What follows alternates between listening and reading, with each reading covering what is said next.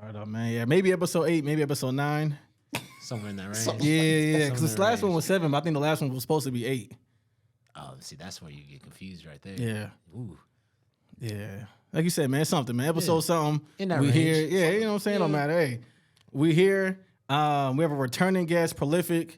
You know what I'm saying? One of the greatest, best producers in the area, Charlotte area, Carolina area. Appreciate you. You know what I'm saying? We have a new guest, Donny Parks. Yes. Nice to meet you, man. Nice to have you. You know what I'm saying? Thank you. Blessed and happy to be here, man. Blessed and happy to be here. Of course. So with Swale Circle, normally it's kind of like we start where I first met the artist or the creative, and we kind of, go full circle in there. You're new on the show, so I'm going to kind of start with the music like I did with the last artist. Word. I kind of know I might know the answer, but I want to start with your personal top 5 artists. Ooh, okay. Personal top 5. Any genre? Yeah, just your personal. Where my personal top 5? Ever. Okay, say no more. Number 1 for sure is gonna be Kid Cudi for me. Hands down. I owe Cudi everything with my music, and personally, like during dark times, he was the one that helped me out. So Kid Cudi's number 1. Michael Jackson's gonna be number 2. Okay. Greatest musician and artist I can even think about. Then Kanye West for number 3. I think he's the best creative that's ever touched and tapped into the game. To breathe. Yeah, facts. Yeah. Not facts. Yeah. Number 4 is going to be Kendrick Lamar for me. I think To Pimp a Butterfly solidified everything for me. And that's just the greatest collection of work I've ever heard in my entire life. So Okay. Kendrick's number 4. And then number 5, Tame Impala, actually. I'm going to throw a little curveball into there. Tame Impala is going to be my number 5. Music group, more into the electric house type of feel and everything like that. Okay. So, but it's actually just one creative that does it, and he works with a different band with every project. He's worked with Travis Scott and a couple of other artists and everything like that. So that lane, if you don't know, tap into Tame Impala for sure. For sure. Currents, that's the album I would tell you to look into, or The Slow Rush. Those two. Get you some. I'm about to get on that. I'm gonna give me some, man. I'm gonna get on that. Get you some for sure. I figured that. So I was thinking when I was listening to the album, A Walk in the Park, and I think I told you too, Prolific. I was like, yo, this is Kid Cudi influenced heavily. Absolutely. Right. So I knew Cudi, Kanye, and Travis. One of those two, one or all three are gonna be in your top 5. I figured that. Travis, I wanted to put Travis at number 5. I wanted to put Travis at number 5. 6 man maybe. Yeah, he's definitely on the roster. He's on the team for sure. You know what I'm saying? He wears a jersey. Gets playing. I'm about to say playing time. Oh, he gets good minutes for sure. He gets good minutes for sure. He's not just sitting on the team. Lou Will, Jamal Crawford. Yeah, you know what I'm saying? Crawford, Definitely prime Kyle Korver type minutes. Okay. You know? Maybe.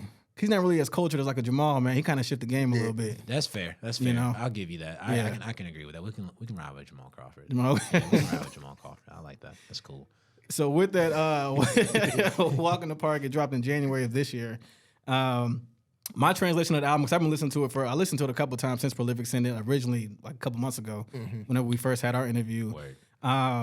My translation of it, you can kind of agree, disagree, kind of fix, Absolutely. my translation of For it. sure.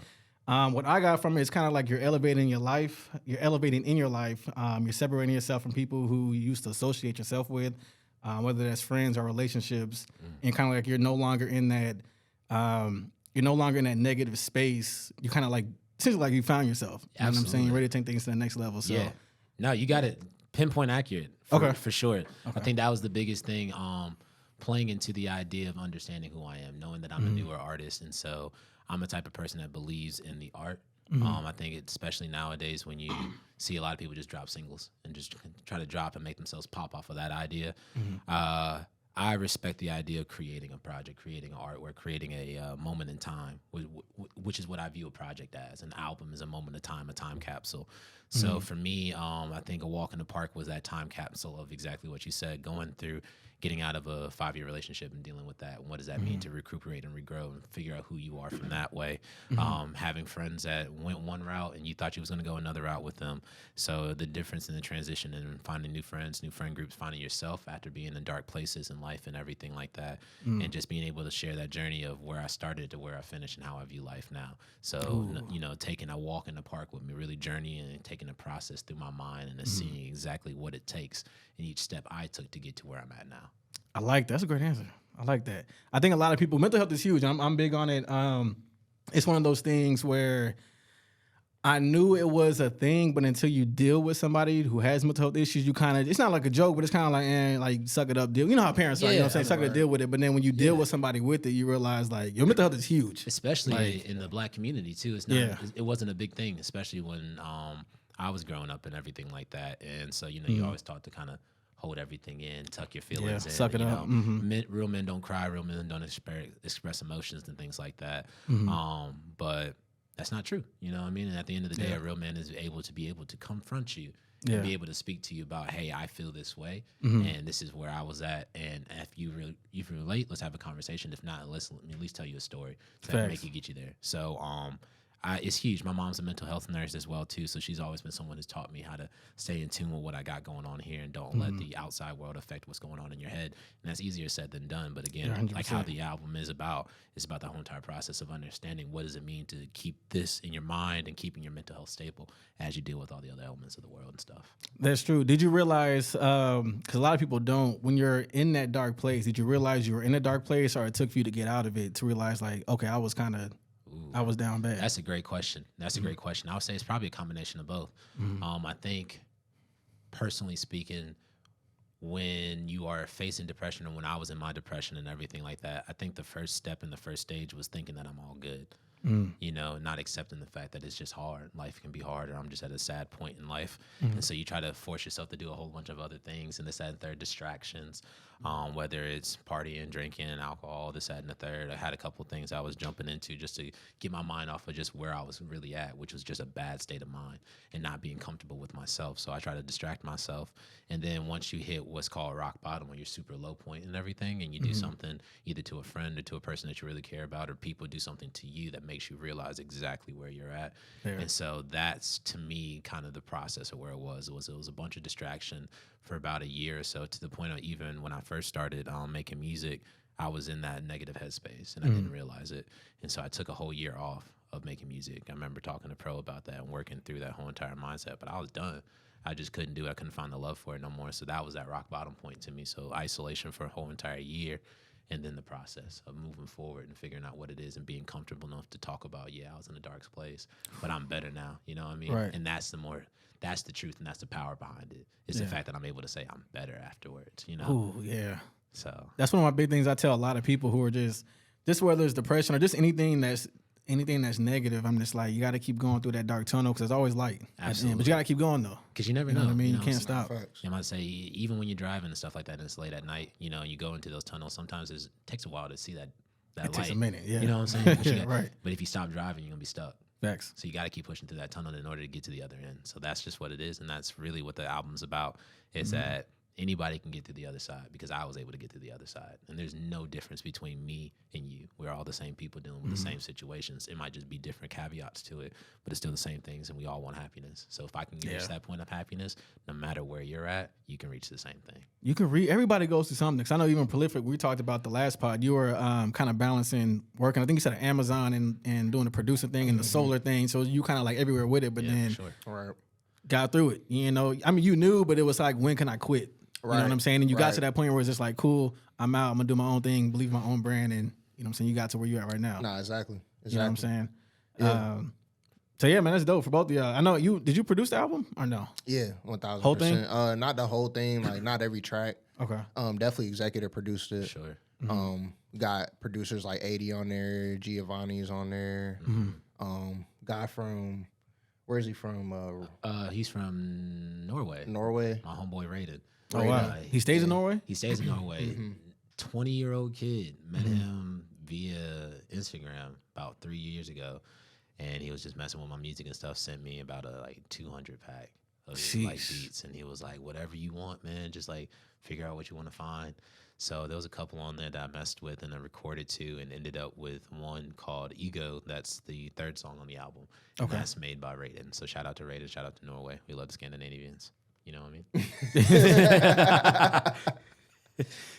mean? Which is funny though, because I think a lot of people don't talk about. So big picture, everybody gets mad or has something to say about like America shops and gets their products in like China, where it's like iPhones, Nikes, whatever. But when it comes to music, them overseas niggas kind of be going crazy. You know what I'm saying? It's the same thing. They They're really cheaper. They believe in you. You know what I'm saying? Yeah. Like, Even when I used to do mixtapes, my most creative mixtapes, like the animation, be dudes in like South America. And they'd be like, oh yeah, bro, just give me $200-300, whatever their currency is. And it'd be like $100 here. And I'd be like, bro, give me 3. Like, you know what I'm saying? Right. For sure. They show a lot of love overseas. Yeah. Like, I feel like a lot of the curators I work with are overseas more than whether it's going on in America. Yeah. And then again, I met Raiden he's overseas. I have met a couple of fans that are overseas and stuff in Europe and London and France and things like that. So there's a lot of love overseas. I always got to make sure to include your international friends. You know, at the end of the day, music is such a big thing that you try to hone in just to one tiny little section. You're missing out on millions, if not billions, of other ears to be able to listen to and be able to gravitate towards your message. So it's all about branding and how you really doing it. It's all about brand. What was our episode about? Was it about Brandon? Yeah, I think it was Brandon or Intention. It was one of the. I think it was Brandon. Brandon was it? The one before was Intention, I think. A-Dub was Intention. Yeah. Yours was Brandon. Brandon's huge. What's I guess what's your definition of executive producing an album? Like, what does that mean? Really like honing in on a direction. So, you know, me and Donny, like with this particular album, I think we touched on it a little bit in our interview, but you know, this album was supposed to come out like a year prior to it actually coming out. Yeah. And, you know, we both had a conversation where we was like, man, you know, we should, you know, just take our time with it for real. Like there wasn't a rush. We had went through like a run. We was dropping like mad singles. It was like 2021, 2022. Yeah, beginning of 2021. And then with the original goal of it dropping at the end of 2021. Right. And I think it was Pro who said it to me, and it was like, we don't have to rush it because we still need to let life happen. And I think that was the biggest thing, was making sure that it truly was a project that was about something. I feel like a lot of stuff can be just fillers. And that to me is a disrespect to the music and disrespect to the art and to the fan base and the people who are listening.